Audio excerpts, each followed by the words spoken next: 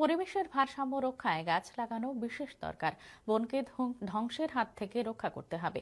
দিন দিন ত্রিপুরা রাজ্যে গরমের প্রকোপ বাড়ছে। এই প্রকোপ আরও বৃদ্ধি পাবে যদি না প্রচুর পরিমাণে গাছ লাগানো যায়, বলেছেন বনমন্ত্রী অনিমেষ দেববর্মা। আজ তেলিয়ামুড়া চিত্রাঙ্গদা কলা কেন্দ্রে ৭৭তম রাজ্যভিত্তিক বন মহোৎসবের উদ্বোধন করে একথা বলেন তিনি। অনুষ্ঠানে উপস্থিত ছিলেন বিধায়ক কল্যাণী রায়, পিনাকি দাস চৌধুরী, জেলা শাসক রাজাত পান্থ, পিসিসিএফ আর কে শ্যামল, সিসিএফ ডক্টর কে শশী কুমার, এসডিএফও অশোক কুমার, তেলিয়ামুড়া পুর পরিষদের চেয়ারপারসন রূপক সরকার সহ অন্যান্য জনপ্রতিনিধিরা। বন মহোৎসব উপলক্ষে মন্ত্রী সহ অন্য অভ্যাগতরা নতুন গাছের চারা রোপণ করেন।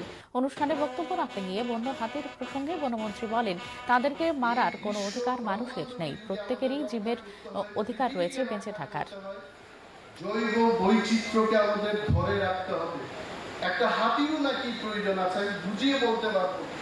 মশার দরকার আছে, ব্যাঙের দরকার আছে, অনেক কিছু প্রাণীর দরকার আছে।